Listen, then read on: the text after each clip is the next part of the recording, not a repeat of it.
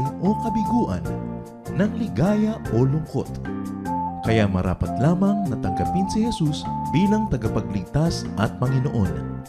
At matapos yun ay panariwain ang katapatan at paglapit sa Kanya bawat araw o day by day.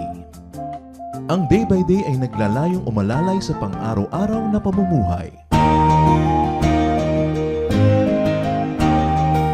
Narito po si Kuya Ed Lapis sa mensaheng pinamagatang Help the helpful.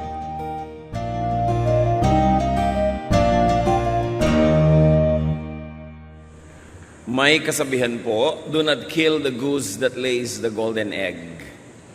Meron daw kasi noon na isang pato na nangingitlog ng ginto at sa kasakiman ng mga hindi na makapaghintay na ito yung mga itlog ay kinatay na lang para makuha nila yung laman pa sa loob ng katawan nito.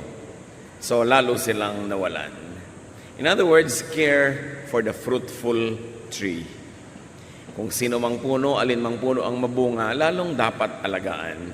At yan po ang tema ng ating pag-aaral ngayon, tungo sa ating pagiging makadiyos at tungo sa makadiyos na pamumuhay. Help the helpful, tulungan ang matulungin. Salamat, Ama, dahil maaari kaming huminto sa mga ginagawa namin at magbulay-bulay, mag-isip-isip upang suriin ang paraan ng aming pamumuhay at pakikitungo sa aming kapwa.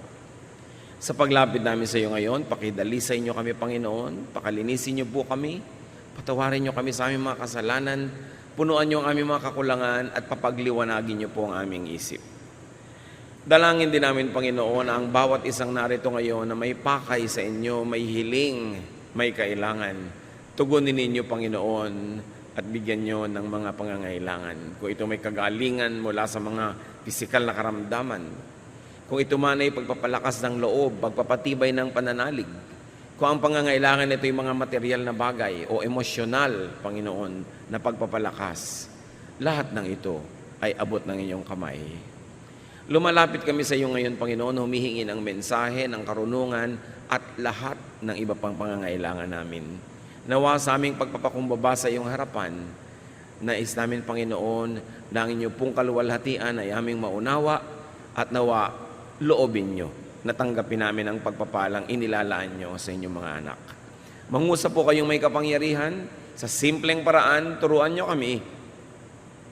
Manalamin kami sa inyong salita at makita namin ang aming tunay na mga kalagayan at ugali. At nawa, Panginoon, sa aming pakikipanayam sa inyo, ang inyong karunungan, kabanalan, katuwiran, lalo pang maghari sa amin. So we ask you, Father, to be our only speaker. Lead us, teach us unto greater godliness and unto greater knowledge of you. Father, we ask, happily, humbly, expectantly, in the name of Jesus, your Son, our Lord and Savior. Amen. Halos po lahat ng mga pamilya, mga angkan, mga kapitbahayan, mga komunidad ay mayroong maituturing na may kaya. May kaya sa buhay, mayroong kabuhayan, o may lakas ng katawan, o may lakas na financial. At kadalasan, dahil sa pangangailangan ng parang mga nalulunod na tao, ang makapitan ayaw ng bitawan, kaya pareho na lang silang nalulunod. Ang atin pong mga katuruan ngayon, sa mga naaasahan natin mga matulungin, sa mga mabunga, do not abuse them financially. Huwag abusuhin. Do not always ask for money. Do not always expect to be financed. Hindi kung meron tayong kamag-anak, kaibigan, kakilala, kapitbahay, kapatid sa church na may kaya, lagi na lang nating pipitasan. Matuto tayong maging masaya kung ano man ang mayroon tayo at lumapit lang tayo sa mga extreme emergencies. Huwag nating gawing habit, kaugalian na at makasanayan na kahit mga munting bagay, iniaasa at inilalapit. Mga Hebreo 13:5, at masiyahan na kayo sa anumang nasa inyo. Marami kumisan tayong inilalapit, hindi naman para sagipin ang agaw buhay, hindi naman life or death, hindi naman extreme emergency. Maraming pwede naman talagang tiisin na lang at huwag nang ilapit. Sagutin ang kaya. Hindi ko may naaasahan kang kapatid o pinsan o kamag-anak o magulang, pati yung kaya mo, iaasa mo pa. Gumastos kahit na sa maliliit na bagay. Hindi kahit na meron kang kakilala na may pera, hanggang maliliit na bagay siya pa rin ang taya. Huwag kang maging horror, nakakatakutan pag nakikita, na pag nag-text ka, halos ayaw basahin, at pag nakita yung mukha mo, gusto kang pagtaguan. Gusto ba natin ng ganun? Plant. Do not consume all the seeds that they give you. Marami tayong mga kamag-anak nagtatrabaho sa ibang bansa o kaya man kahit dito sa atin pero malaki-laki ng konti ang kita. Sa dinami-rami ng naibigay nila sa mga kamag-anak, dapat nakapagpatayo na ng supermarket. O kahit man lang isang munting sari-sari store. Pero hindi. Kadalasan ang lahat ng natatanggap natin sa kanila, ginagastos lang natin. Para tayong mga balding butas na lagyan man ng maraming tubig, ubos at ubos pa rin. At bukas, wala na namang laman. So kung merong nagbibigay sa atin, invest, save, or at least plant goodwill. Yun po mga binibigyan na humihingi ng tulong. Dapat tumalapit tayo, tulungan mo naman ako na makapagtayo ng maliit na tindahan. Tulungan mo naman ako makapumuhunan ng ganun. Tulungan mo naman ako na makapag-apply ng trabaho, makumpleto ko yung mga papeles na kailangan ko. Hindi yung tulungan mo naman ako kasi debo ng anak ko, kailangan ko mag-party. Tulungan mo naman ako kasi gusto ko magkaroon ng sasakyan. Tulungan mo naman ako kasi gusto ko magkaroon ng bagong damit. Hindi hinihingi ng tulong yon. Ang mainam na hihingi natin ng tulong sa mga kamag-anak nating may kaya naman, yung minsan ka lang tulungan, pagkatapos kinakaya mo na ang sarili mo, at mamaya makakatulong ka na rin sa iba because you invest and not just spend. Bilyon-bilyon na dolyar ang pumapasok sa Pilipinas, mababasa natin sa dyaryo, galing sa OFW. Pero saan napupunta yung mga perang yon?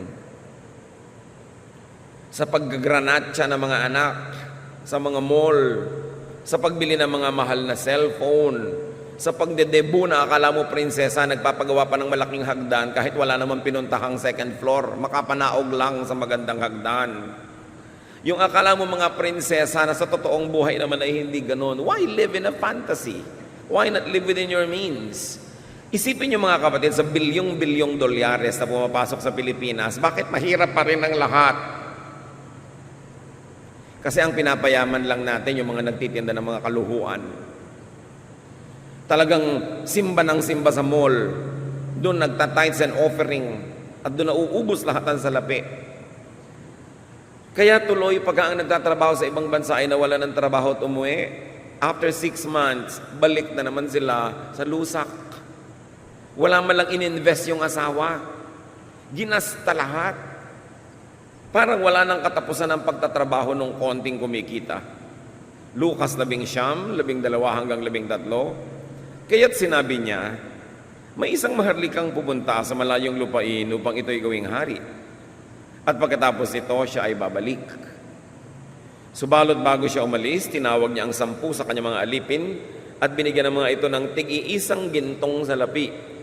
At sinabi niya sa kanila, ipangalakal ninyo yan hanggang sa aking pagbabalik.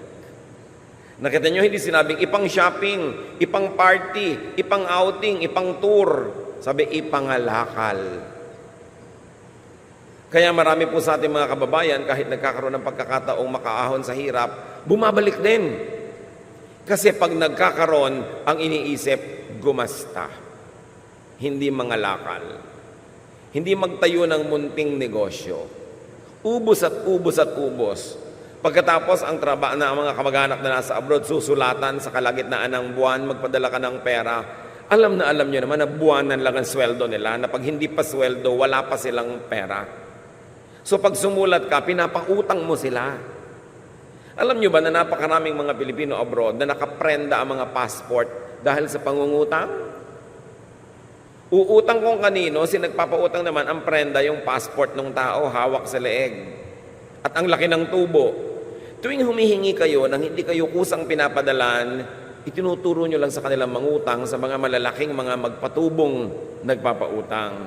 Live within your means.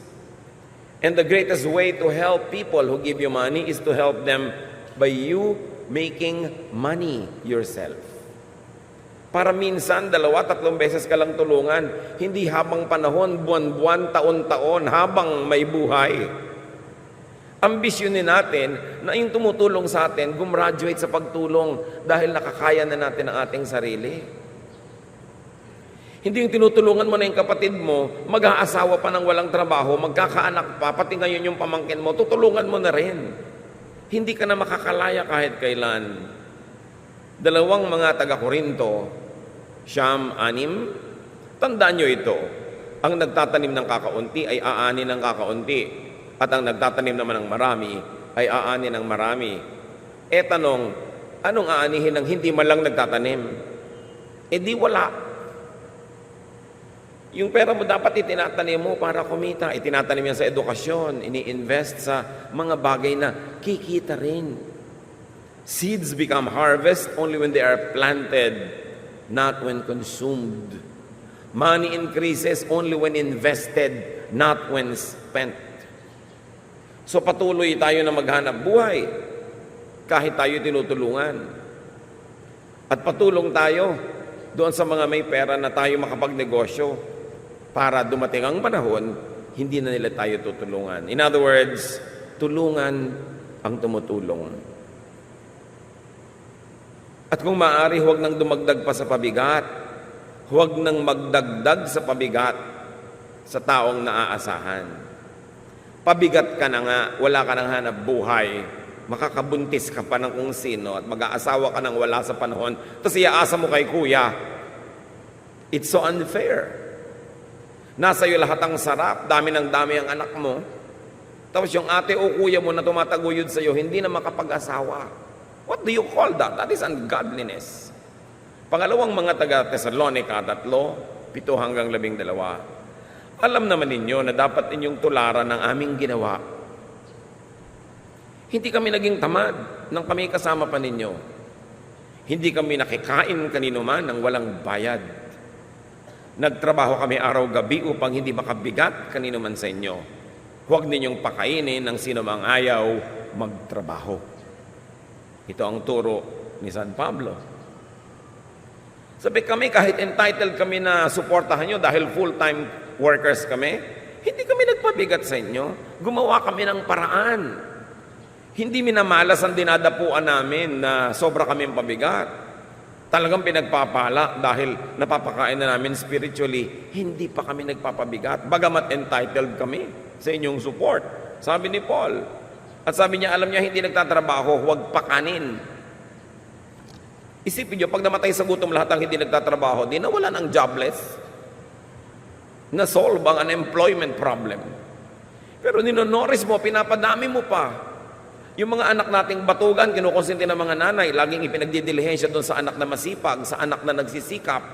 Hindi ang sinasabi mo sa mga next generation, mabuti ng tamad, hindi naman pagod. Yun ang iyong ngayong salawikain. Tapos yung konting naaasahan, lagi na lamang nakawawa. Verse 11, binanggit namin ito dahil nabalitaan naming may ilan sa inyong ayaw magtrabaho. At walang inatupag kundi ang makialam sa buhay ng may buhay. Sa pangalan ng Panginoong Hesukristo, mahigpit naming inuutos sa mga tao ito na sila'y maghanap buhay ng maayos at huwag umasa sa iba. Ang dapat lang na tanggaping umaasa sa iba, yung sobrang bata pa o sobrang matanda na o sobrang may sakit o mahina. Lahat ng able-bodied hindi dapat umaasa sa iba. Dapat ambisyon mo, kailan kaya makahingi kay kuya? No. Kailan kaya ako titigil humingi? Ano kaya ang pwede kong gawin para ako maging self-sustaining? At kung nakikita ninyo na yung kuya nyo may tinutulungan ang kapatid nyo, huwag nang sumali sa kailangang tulungan. Huwag nang mainggit, magselos at makihingi na rin.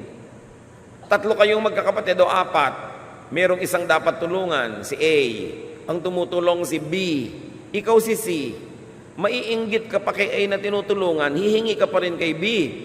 Samantalang dapat kayo, B, C, D, tumutulong kay A. Yun lang, hindi ka na tumutulong at may tumutulong ng iba, ang tulong mo na lang sa kanya, huwag ka nang dumagdag sa bibigyan pa rin. Hindi yung kuya, nabalitaan ko, binigyan mo si kapatid natin ganito, bigyan mo rin ako.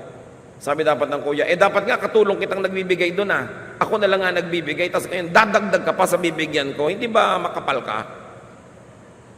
Hindi ba dapat lahat tayo tulong-tulong sa pagbuhat sa kanya dahil nangangailangan siya? Hindi ka na nga tumutulong, maiinggit ka pa, dadagdag ka pa sa bibigyan ko. Maraming ganun. Kung meron kayong mga kapatid na tumutulong doon sa ibang nangangailangan, isipin nyo, dapat ako rin tumutulong. Pero salamat na lang at tinutulungan ng isa, at dahil wala akong maitulong ngayon, pero pag meron akong kaya, tutulungan ko rin. Pero ang tulong ko na lang doon sa tumutulong, di na ako maiinggit. Di na ako hihingi pa. Salamat na lang yung dapat ibinibigay ko sa kanya na nanggagaling. Ba't naman ako hihingi pa rin?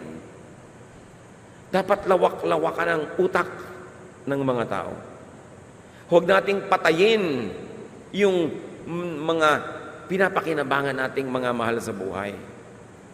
1 Timothy 5:8, ang sino mang hindi kumakalinga sa kanyang mga kamag-anak, lalo na sa mga kabilang sa kanyang pamilya, ay tumatalikod sa pananampalataya at mas masama pa kaysa sa isang di mananampalataya. Lagi na lang ang reading natin dito, dapat may pera ka, tulungan mo yung wala. Dapat malakas ka, tulungan mo yung mahina. Yes, it's a good reading. Pero dapat din lang, hindi lang ang may ibibigay, hindi lang ang nagbibigay ang dapat tumulong. Yung tinutulungan, dapat ay tumutulong din. Para hindi magasgas ang tumutulong. Tandaan nyo to, ang hindi kumakalinga ay parang tumatalikod sa Diyos. So kalingain nyo rin, hindi lang yung nangangailangan, kalingain nyo rin yung tumutulong sa nangangailangan. Hindi one way. Dahil sobra siyang mapupudpod, magagasgas, manghihina, mauubos.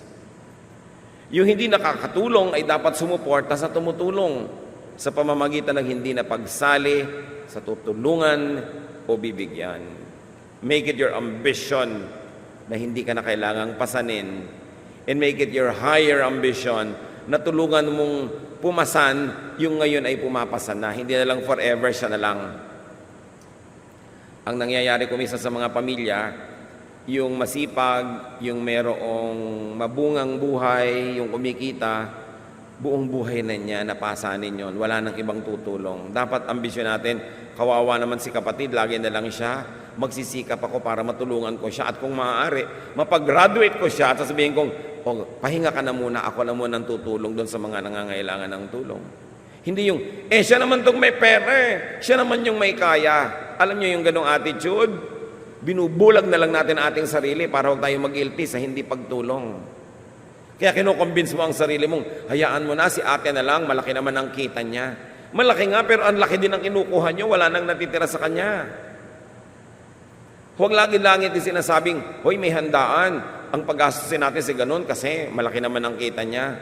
Ikakain ka doon, mag-contribute ka kahit konti. Kahit ano, kahit labor, i-contribute mo.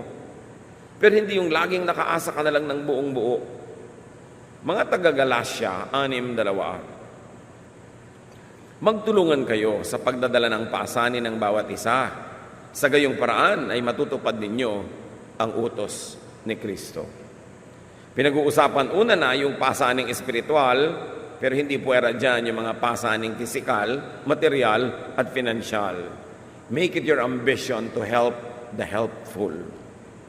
Mateo 20, 1-15, mahaba-habang kwento na dapat tuunan ng pansin para maintindihan. Ang kaharian ng langit ay maitutulad sa isang taong lumabas ng maagang maaga upang humanap ng manggagawa para sa kanyang ubasan. Nang magkasundo na sila sa upa na isang salaping tilak sa maghapon, ang mga manggagawa ay pinapunta niya sa kanyang ubasan. Lumabas siyang muli ng mag-aalas 9 ng umaga at nakakita siya ng iba pang tatayo-tayo lang sa palengke. Sinabi niya sa kanila, pumunta din kayo at magtrabaho sa aking ubasan at bibigyan ko kayo ng karampatang upa. At pumunta nga sila.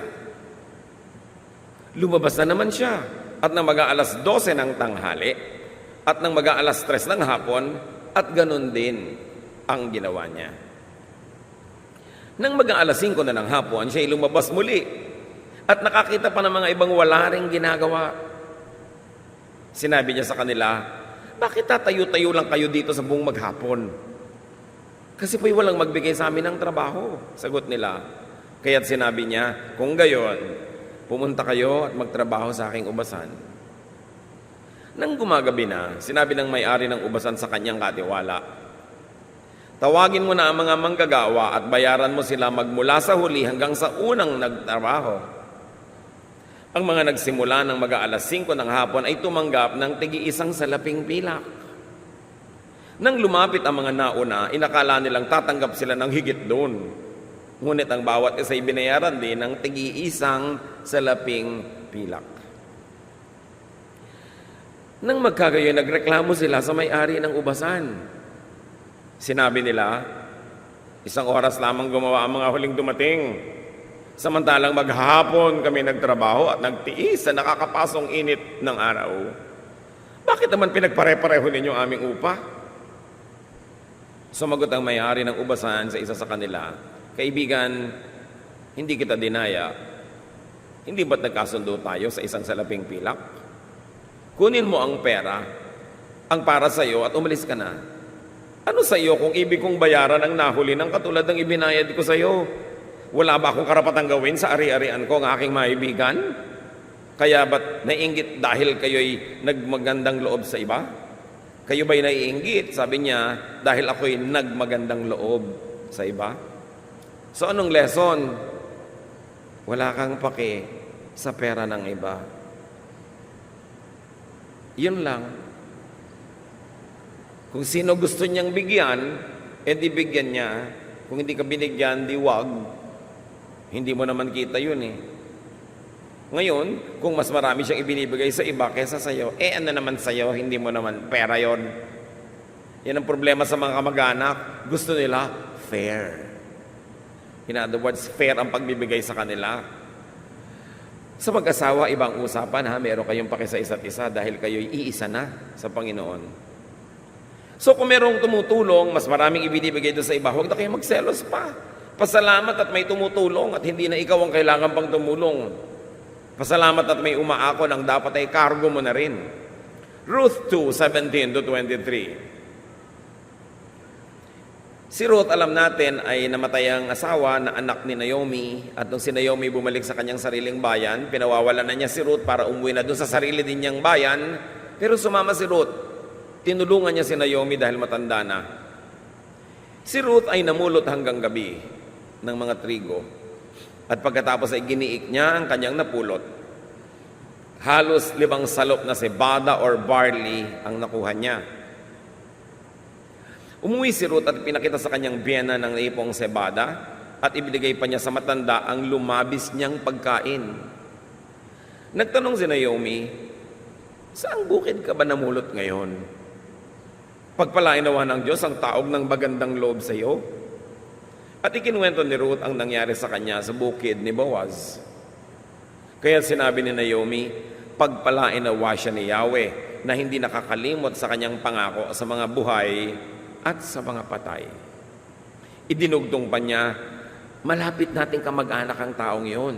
Isa sa mga may tungkuling mangalaga sa naiwan ng mga yumao.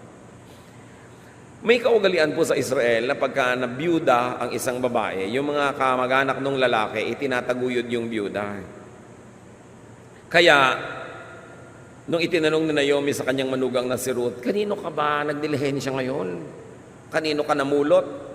Sabi kay Boaz po, may salamat naman, marami siyang ibinigay sa iyong sobra. Hindi siya nakakalimot sa tungkulin sa mga babaeng tulad ko na in-law niya, kamag-anak niya at nabiyuda. Bakit po sobrang binigyan ni Boaz si Ruth?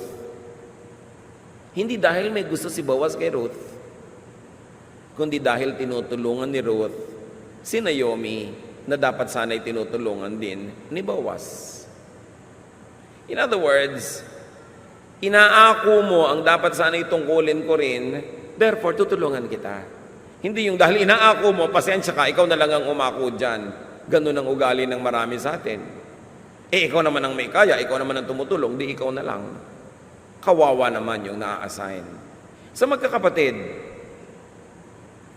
pare-pareho kayong anak ng nanay nyo, ng tatay nyo. May sakit na ngayon si tatay o nanay. Sino ang mga tumutulong para alagaan at ipagamot ang matanda? Yun lang bang may kaya? So siya na lang lagi ang sasagot, textan mo, ipapa-hospital namin si nanay. May sakit si nanay, ipapa-hospital namin. Siyempre sasabihin niya, sige. Tapos ngayon, pag nagsige na siya, may pananagutan na siya, nasagutin lahat ng gastos dahil sabi niya, sige. Ganun tayo eh.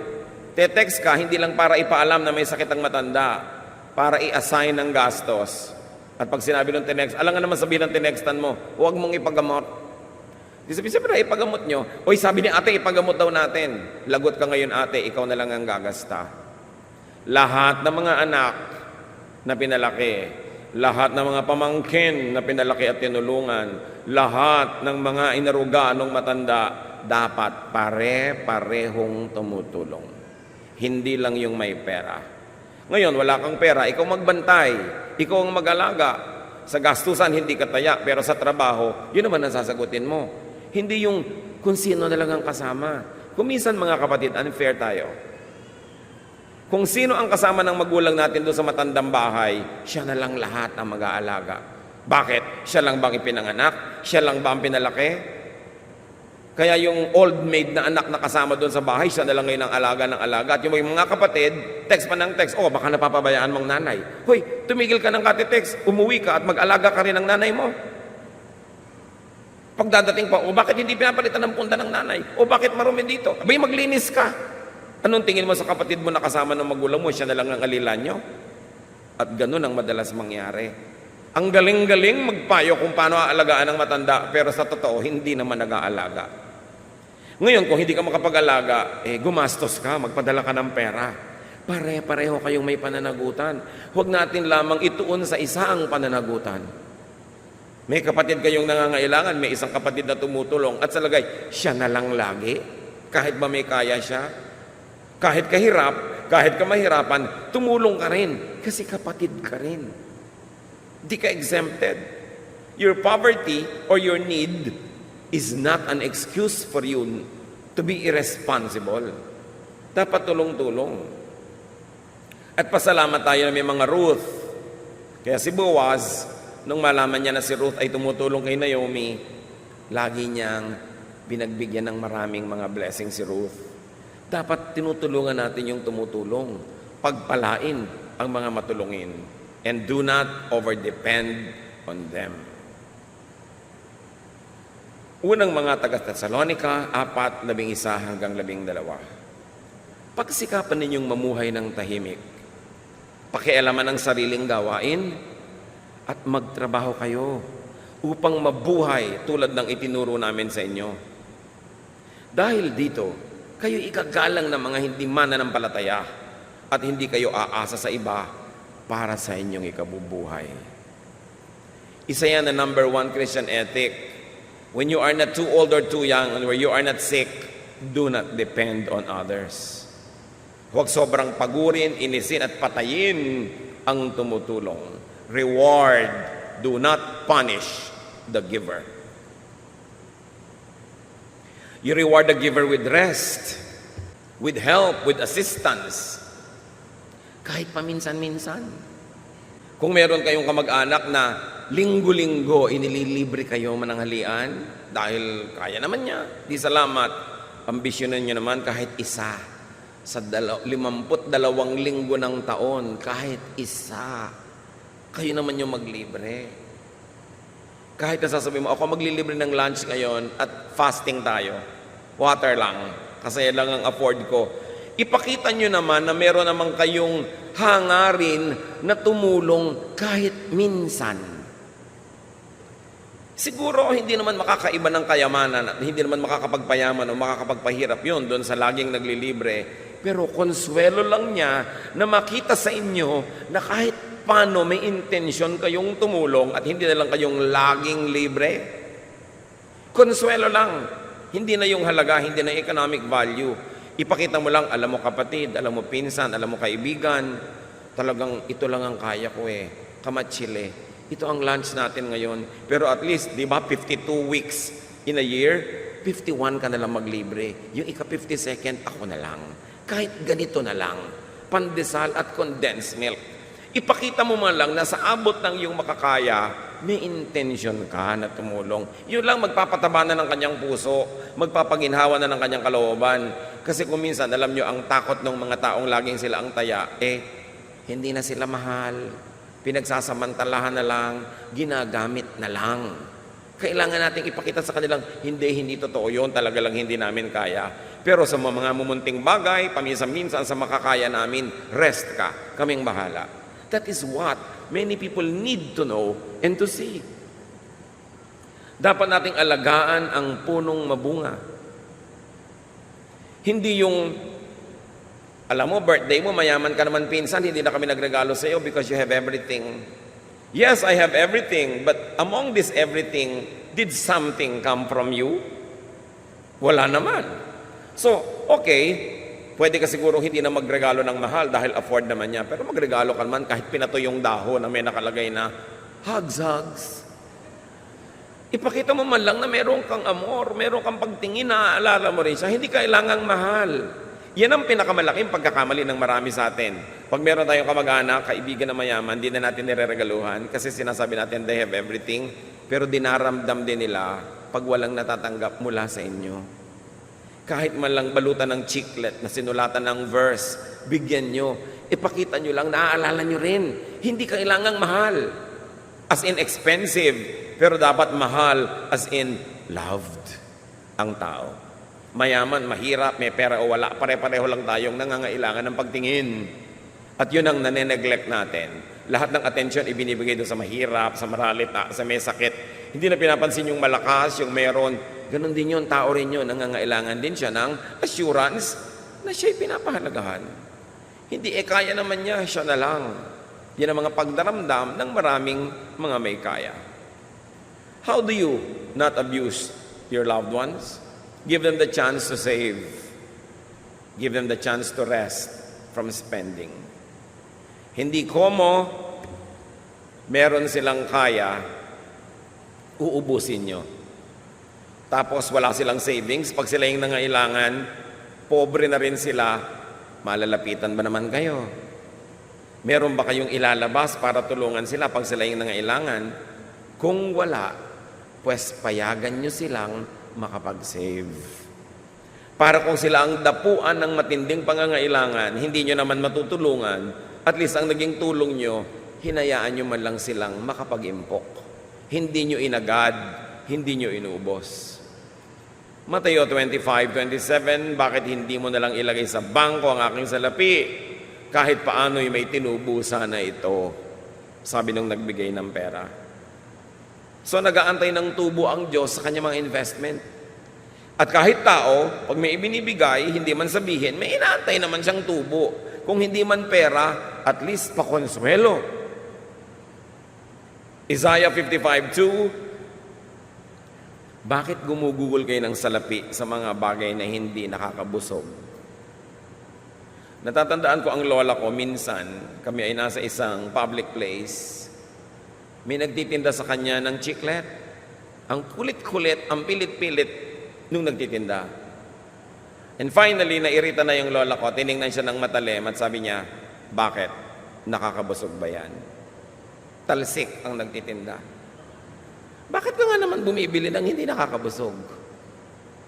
Yan ang mga pangangatwiran ng mga tao nung araw na hanggang ngayon may katwiran pa rin. Mga non-essentials. Mga pamilya ng OFW. Yung inyong mga kamag-anak na nagtatrabaho sa Saudi Arabia na halos pumutok ang bungo sa init ng araw. Kumisa naman ay sa sobrang lamig. Doon sa mga tatay-tatay natin na kung sigaw-sigaw ang mga Arabo, ganun-ganun na lang. Sa mga nanay-nanay natin na kung alilain at plantsahin ang mga amo nila, ganun na lang. Isipin nyo nga pinaggagastahan nyo, nakakabusog ba? Saan-saan nyo dinadala yung pera na pinaghihirapan ng kumikita sa mga walang kapararakan at mga walang katuturang mga bagay? Konsyensya ang dapat nating pairalin dyan. Pag-impukan. Minsan, natatandaan ko, pumunta ako sa isang fast food, nag-aaral ako doon kasi may wifi. At nakita ko merong isang babae na may dalawang anak na apparently, dalawang babaeng anak niya na maliliit pa. Kumain sila. Ang konti-konti na kinain nila, salo-salo sila. At obviously, nawala ang tatay. Sabi ko, kung ganito ang pamilya ng mga nag-OFW, mga nagtatrabaho sa ibang bansa, this is a good woman. Hindi ko takot-takot ang in-order nila, sobra-sobra, tapos waldas-waldas, hirap na hirap yung nagpapadala sa kanila ng pera. So, dapat matino. Dapat natin pagmalasakitan ang ibinibigay sa atin. May mga magulang, may kaisa-isang anak na matino, inaabutan para ibili ng gamot, para ibili ng pagkain. Ang gagawin naman, ipapamigay sa kotak-kotakot ng mga anak din. Siyempre, ganun siguro talaga magulang. Pero hindi naman inyo yung pinapamigay nyo, ibinibigay lang ng anak ninyo sa inyo para huwag kayong mamatay, para kayo kumain, para kayo lumusog. Tapos ipapakita nyo nangangayayat pa rin kayo para dagdagan. Pero actually, ninanakaw nyo sa anak nyo yon para ibigay sa iba. Tama ba yon? Dapat pag-isipan ng ganyan mga bagay. Dapat nating tulungan yung useful. Exodo 17, 11 hanggang 13. Kapag nakataas ang mga kamay ni Moises, nananalo ang mga Israelita sa giyera. Kapag nakababa, nananalo naman ang mga Amalekita. Nangawit na si Moses, kaya sina Aaron at Hur ang kumuha ng isang bato at pinaupuroon si Moises habang hawak nila pataas ang mga kamay nito hanggang sa lumubog ang araw. Dahil dito'y natalo ni Josue ang mga Amalekita. Habang nakataas ang kamay ni Moses, talagang tinataas niya, nananalo sila sa digma. Hindi ipinaliwanag kung bakit. Pero pag nangangawit na ang matanda at napapababa, natatalo sila. Alam niyong ginawa ng dalawa niyang kasama. Kumuha ng malaking bato, pinaupo si Moses para mapababa yung katawan niya at hinawakan nila yung dalawang kamay hanggang lumubog ang araw. At nanalo sila sa giyera. Anong lesson? Even Moses need help to be helpful. Help your Moses. Sino mga Moses ng buhay nyo? Na talagang nananalo kayo sa buhay, lumalakas ang inyong loob, nasosolve ang mga problema, natutugunan ng mga pangangailangan dahil may ginagawa siya, pero napapagod din siya. Dapat siyang tulungan. Hindi pag-isahin. Siya naman si Moses, di bahala siyang itaas ang kamay niya. No, tutulungan. At may side lesson pa yan mga kapatid. Huwag nyo nang hingin sa Diyos ang paliwanag. Itaas nyo nilang lagi ang mga kamay nyo kasi gusto niya yun. Kita nyo na nanalo si Moses pag nakataas ang kamay in praise. Di ba puno man kung mababa yung puong sangang ganun parang namamatay. Kailangan masigla ka, masaya ka. Pinapataas mo yung kamay mo. Kaya may mga galaw, may mga kilos na kahit hindi samahan ng salita, yun mismo ay dasal. Kaya ang posture ng ating katawan, dasal yan. Kaya yung sayaw, dasal yan. That's why we dance for the Lord.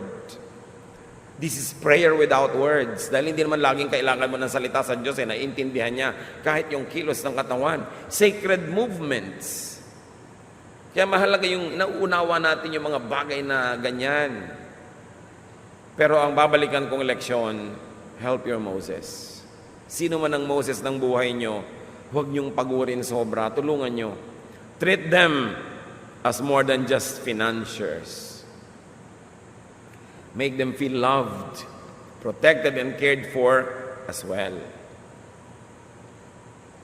Madalas parang yung lagi nilang nangangailangan ng mahal ang pinagmamalasakitan.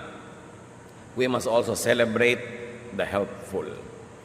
Mga Kawikaan 31, 27 hanggang 29. Sinusubaybayan niyang mabuti ang kanyang sambayanan at hindi tumigil sa paggawa araw-araw. Ito daw yung matinong babae. Iginagalang siya ng kanyang mga anak at pinupuri ng kanyang kabiyak. Maraming babae ang na mabuting asawa, ngunit sa kanila'y nakahihigit ka. So ito daw mabuting babaeng ito, iginagalang, pinupuri. Ganun dapat ang ginagawa natin sa mga useful, helpful people. We celebrate them. We help them. We praise them. Because they also need it. And sa mga matulungin sa atin, lalo't sila'y malayo, support their families. support their interests, especially if they're away. Mga biyenan, ang inyong anak ay nasa abroad, ang manugang nyo narito, magpakamagulang kayo, arugain ninyo. May mga iba pang magulang, walang ginawa kundi siraan ang siraan yung manugang doon sa anak para doon sa magulang ipadala lahat yung remittance. Kailangan ang magulang, pinaglalapit nyo ang mag-asawa, hindi pinaglalayo. Kahit may problema. Lalo't kung may problema. Dapat mamagitan, magpakatino ang matatanda. Tuwing merong hidwaan ng mga pamilya na nagtatagal, tuwing may mga gulong hindi naayos, ang laki-laki ng pananagutan ng matatanda. Kasi kayo'y matanda, may influence, may power. Saan nyo ginamit? Dapat gamitin yan para ayusin ang pamilya at hindi lalong maggulo. Mag-asawa, anak nyo yung isa. Dapat pag-ayusin ninyo yan kahit ayaw nyo sa manugang nyo. Kasi asawa yun ng inyong anak at ina ng inyong mga apo. Kailangan inaayos. 1 Samuel 22:3-4. Mula roon, nagtuloy sila sa Mispa ng Moab. Sinabi niya sa hari doon, si David yun, tinutukoy, ipinapakiusap ko po na pabayaan muna ninyo rito sa Moab ang aking mga magulang hanggang hindi ko tiyak kung ano ang gagawin sa akin ng Diyos. Ipinagkatiwala nga niya kanyang mga magulang sa haris ng Moab at ang mga ito na natili roon hanggang nagtatago si David sa kuweba. So, inalagaan ng hari ng Moab yung mga mahal sa buhay ni David. Ganyan din ang dapat nating gagawin sa mga mahal sa buhay ng OFW. Habang wala sila, mahalin natin yung mga mahal nila, arugain. Kung meron silang kabuhayan, bumili ang inyong anak na OFW ng TV, bantayan ninyo habang wala siya dahil baka kunin ng iba at ibenta. May mga alahas ang inyong anak na nagtatrabaho, nasa kanyang kabinet, bantayan nyo para hindi kupitin ng ibang miyembro ng pamilya at pag uwi ng anak nyo nagtatrabaho, wala na naman. Kailangan pag malasakitan, do not kill the goose that lays the golden egg. Ganon din sa church. Sa organization, sa fellowship, dapat tulungan. Hindi yung sa church merong may kayang isa o dalawa o tatlong pamilya, laging sila na lang yung taya. Magpapagawa ng bubong ng church, sister, kayo naman ang mayroong hardware, kayo na lang ang magdala ng yero. Dapat lahat tumutulong. Siguro, mas malaki talaga yung maitutulong ng may kaya, pero dapat lahat tumutulong, hindi lang yung may kaya.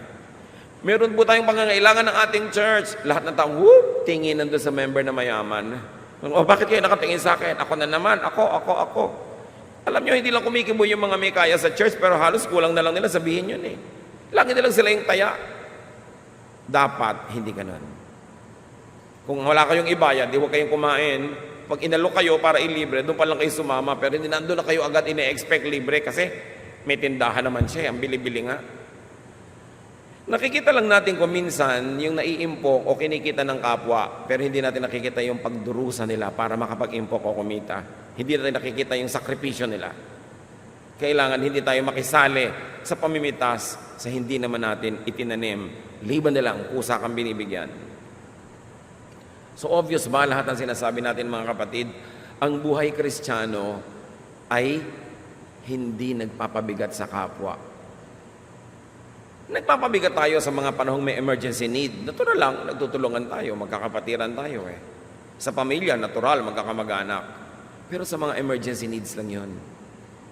Pag merong sakit, merong deadline, kailangan ma-meet, tulong-tulong, sama-sama. Pero hindi araw-araw, linggo-linggo, buwan-buwan, taon-taon, pabigat ka. Hindi dapat ganun. Thank God for those who help you.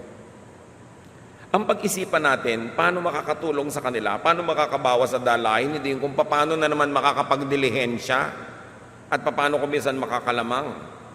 Pray for the people who are helpful. They need a lot of help to continue to be fruitful. At ang buhay dapat give and take, hindi lang take ng take. Dapat marunong tayong magsukli. Ama namin, salamat at pwede kami magbulay-bulay sa mga ganitong bagay. Maaring hindi kami yung pabigat, pero kami naman yung lagi na lamang taya. Maaring hindi kami laging taya, hindi rin kami yung pabigat, pero kami yung neutral audience na nasa paligid. Lahat kami may pananagutan para ayusin ang buhay ng kapwa. Ang aming kapaligiran, ang aming pamilya, ang aming church, maging ang aming komunidad. Ituro mo sa amin, Panginoon, na maging responsible. Una, nawa ang lahat maging mabunga at matulungin. That we produce more than we need so that there is surplus to give away to people who are genuinely worthy of help. Turuan niyo kami, Panginoon, na mag-invest, na makapag-isip ng mga paraan para ang buhay namin ay maging mabunga. Salamat sa mga tumutulong sa amin. Turuan mo kaming maging matulungin din sa Kanya. Pagbulay-bulayan natin ang mga pinag-aralan natin, mga kapatid, at kung alin man kayo, sino man tayo sa mga tauhan na ating mga binanggit, hayaan ang salita ng Diyos ang magbigay sa atin ng karunungan kung paano natin ito gagamitin sa ating buhay. Be enriched, be empowered, be strengthened by the examples in the Bible and by the words that we have read. Magbulay-bulay sumandali at nawa, ituwid ng Diyos ang ating makalikuan, pagliwanagin ang ating makadiliman ng ang buhay natin at ng mga mahal natin sa buhay ay lalong maging mabiyaya. Lord, in silence, continue to deal with your people. Teach us, correct us, at sa mga tama ang ginagawa, sa mga mabunga, sa mga hindi nagpapabigat, salamat, lalo nyo pang pabungahin, lalo nyo pang bigyan ng maraming pagpapala dahil responsible. Be with the Lord for a while in some moments of reflection.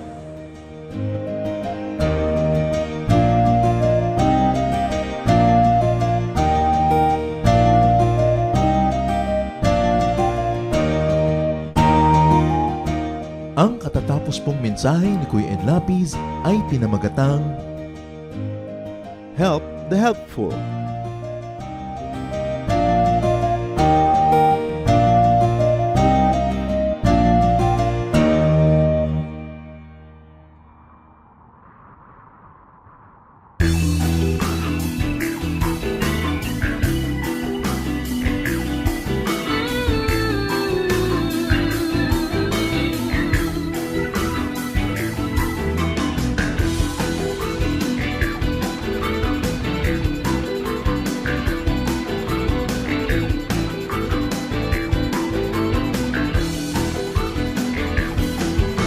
Ako'y may katiyakan, walang pagkaalinlangan, sa Kanya na nangako, hindi ka mabibigo. Muli siyang maaasahan, noon, ngayon at kailanman. Siya ang Alpha at Omega, walang hanggan.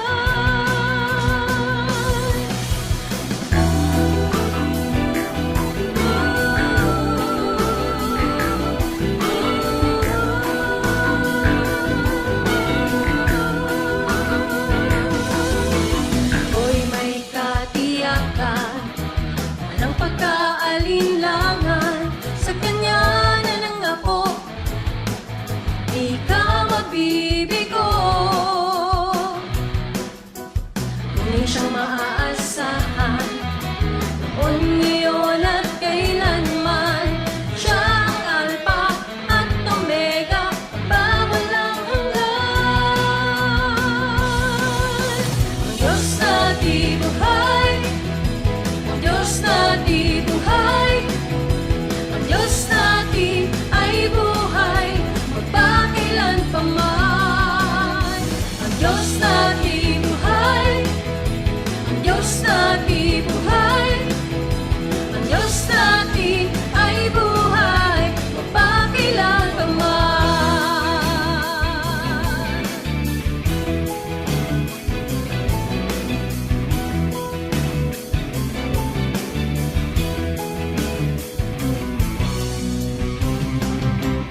Puso'y may kapayapaan, sa gitna man ng kapighatian, pagkat siya ang kasama, ako'y di mangangamba. Purihin ka, O Diyos, kataas-taasan, purihin ka, Jesus, magpakailanman. Siya ang Alpha at Omega, makapangyarihan. Diyos na di buhay,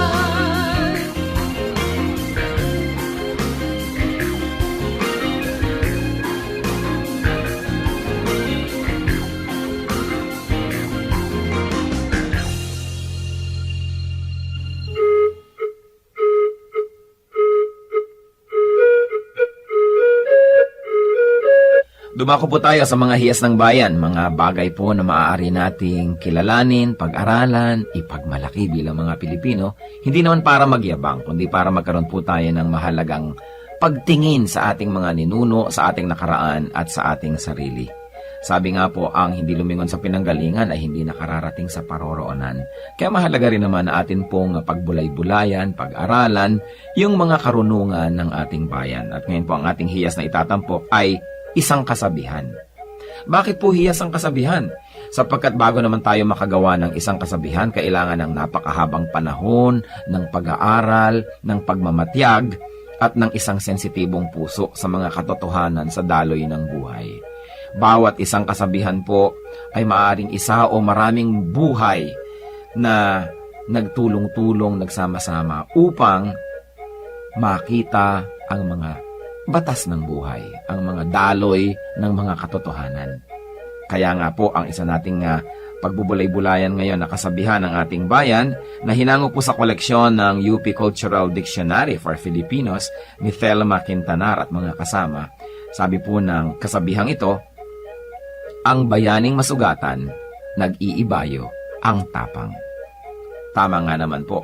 At ito po, kung ibabase natin doon sa kanyang pangunahing kahulugan, yun pong literal, totoo naman.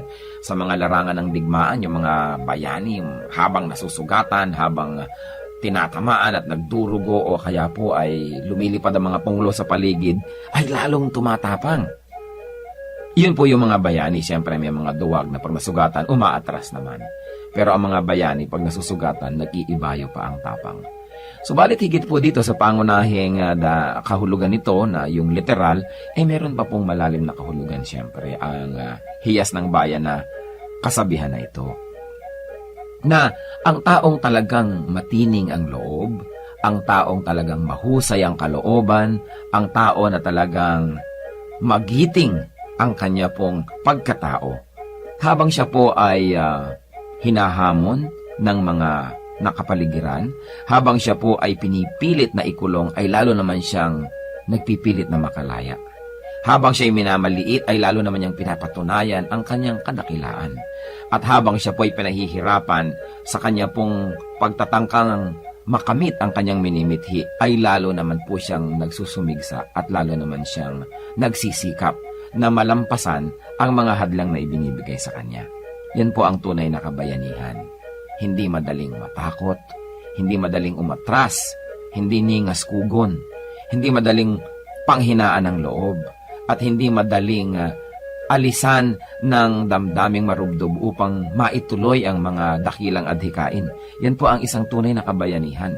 Hindi madaling pigilin ng mga kalungkutan, hindi madaling pigilin ng mga balakid o hirap.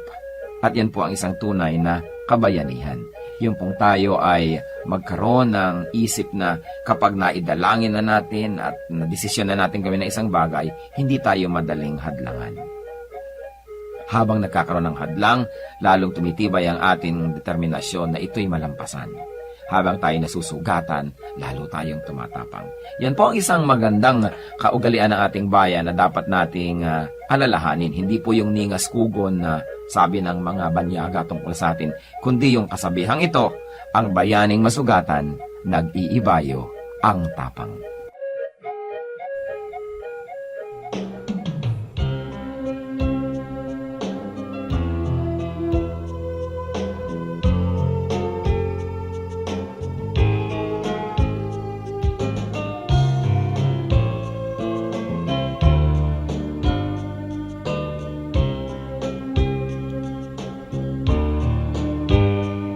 Tulungan mo akong sundin ang iyong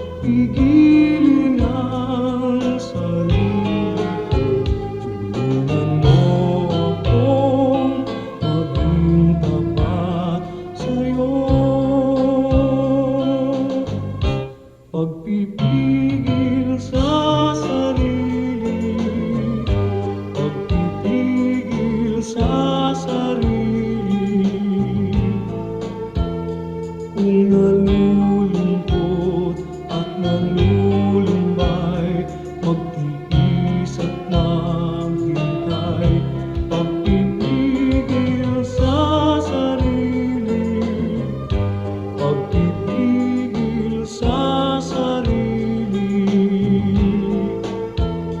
ang ituro mo sa buhay ko, Jesus.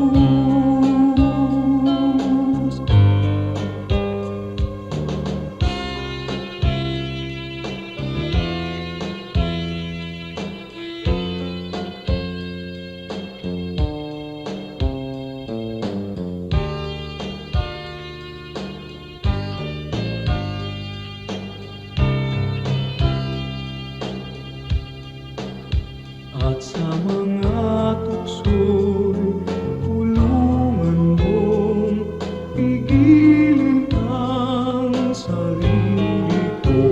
Tulungan mo akong maging tapat sa'yo. Pagpipigil sa sarili, pagpipigil sa sarili, kung nalulungkot at nalulumbay, magtiis at maghintay, pagpipigil sa sarili, pagpipigil sa sarili, ang ituro mo sa buhay ko, Jesus.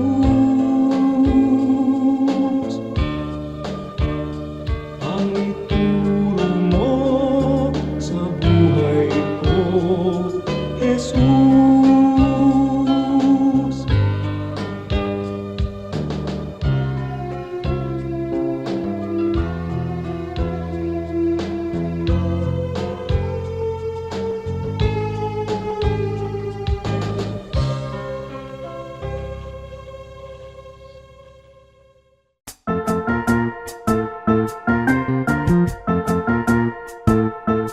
Oras na po para pansamantalang magpaalam ang programang Day by Day.